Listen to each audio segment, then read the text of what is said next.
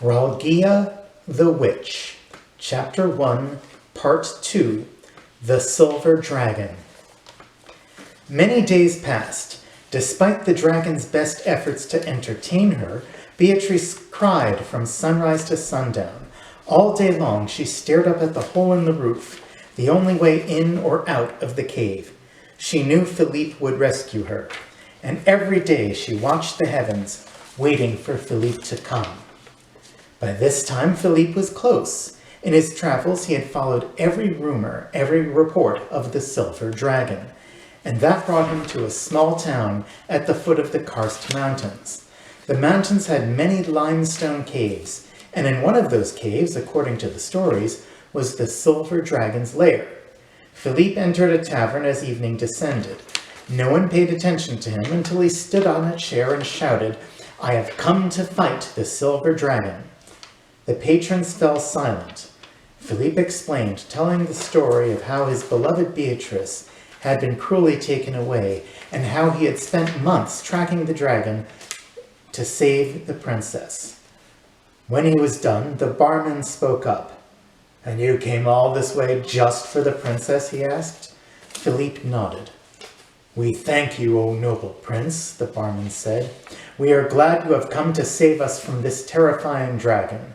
I speak for all of us when I say we are honored that a good man like you has come to defeat it. We will help you fight, all of us."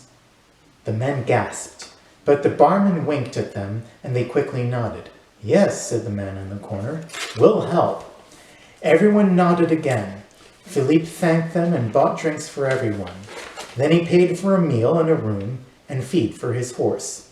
He went upstairs and collapsed on his bed, exhausted from the day's journey. He fell asleep, happy and content, because he would soon be reunited with his beloved Beatrice. But Philippe would not have been so happy if he knew what the men of the town really thought. As soon as he fell asleep, they huddled with the barman and spoke in whispers. "Well, Jack, what are you planning? Do we really want to help that idiot of a prince?" "Of course," the barman said with a smile. "If he's going to win his princess back, he'll need all the help he can get. Why should we stick our necks for him? What does he matter to us? Have you not heard? The dragon guards a treasure beyond imagining. More gold and jewels than your arms can hold, rubies and diamonds as big as your fist, and necklaces and earrings that would melt the heart of any woman. Once the prince kills the dragon, everything is ours for the taking. You heard him. All he wants is the princess. He'll carry her home and leave the rest to us." "But what if the dragon kills him? If the fight isn't going well, we can escape and leave the prince to his fate. The dragon will kill him, not us. Think of it, gentlemen. Endless wealth and no risk." At this, the men cheered. They clapped the barman on the back and he poured them drinks on the house. After all, as he said, they would all be rich the next day. The following morning, the men of the town woke the prince and helped him get on his horse. They rode with him, weapons at their side.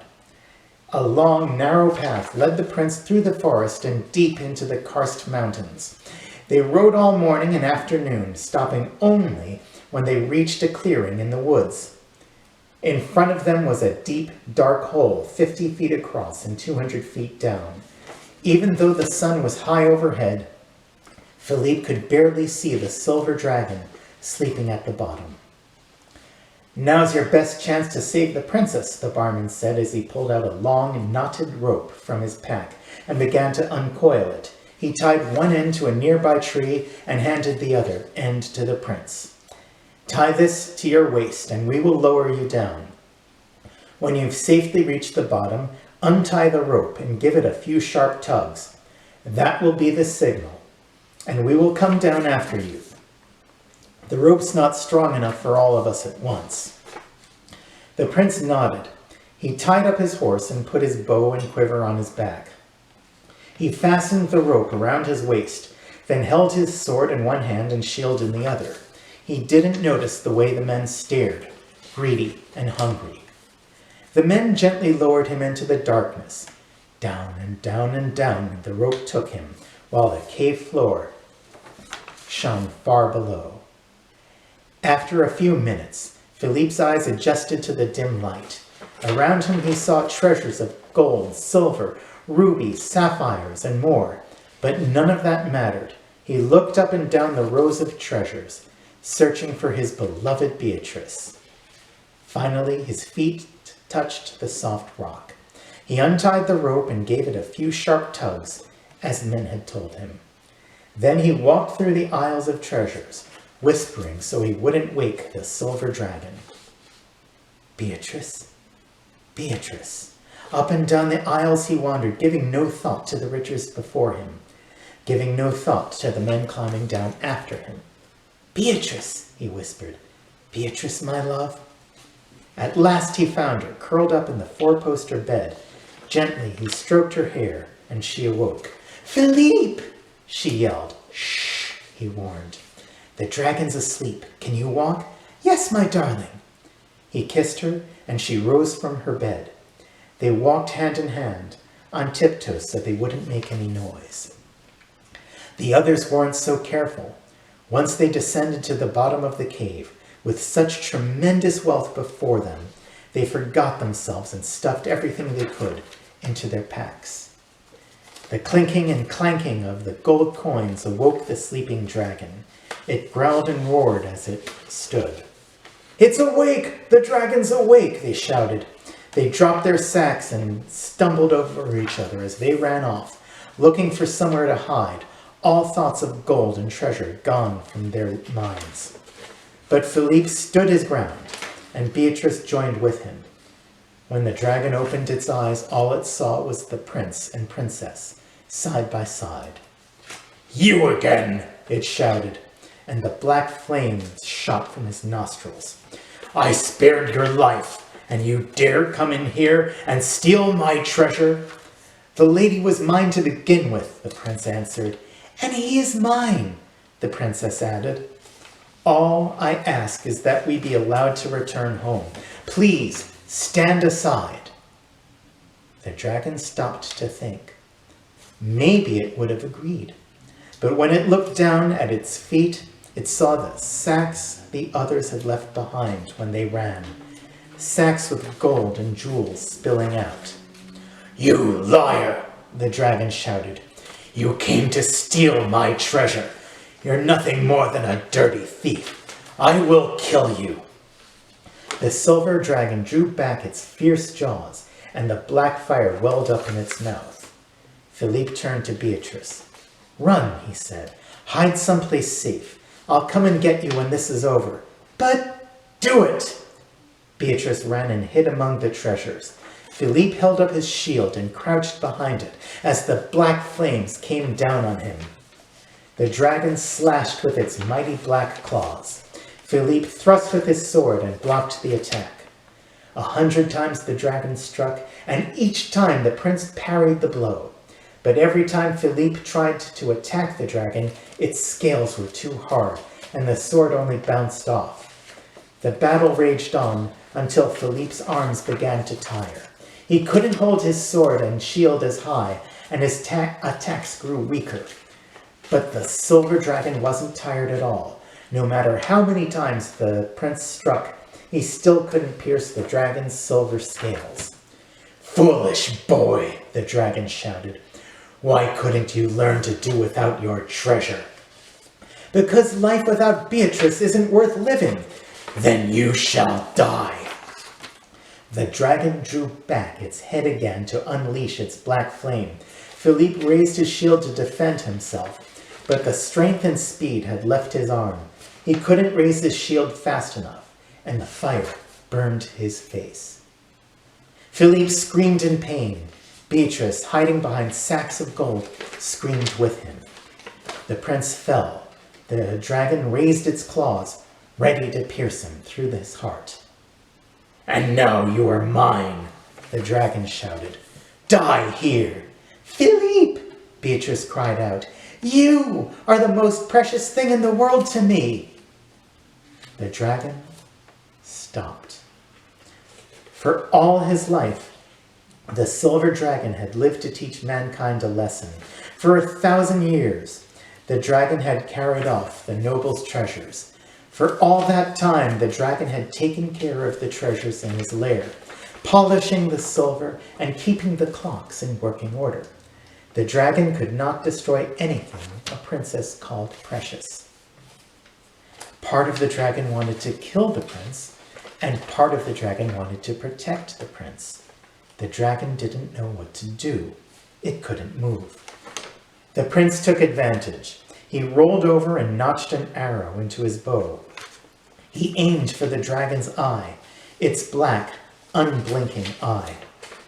He fired, and the dragon howled in pain. Philippe notched another arrow and shot out the dragon's other eye. Maddened with rage, the silver dragon let loose its black flame, but it was blind and in pain, and it couldn't aim. The prince easily dodged the dragon's fire. The dragon thrashed about wildly, trying to cut down the prince with its sharp black claws. But Philippe rushed at the dragon, holding his sword high. He aimed carefully, and this time the sword slipped between the thick silver scales. The dragon screamed in pain. The prince pulled out the sword, and the dragon's black blood came gushing. He struck again, thrusting the sword in all the way to the hilt, until the dragon, then again and again and again, until the dragon toppled over and struck the ground with a mighty thud. "You have defeated me," the dragon said.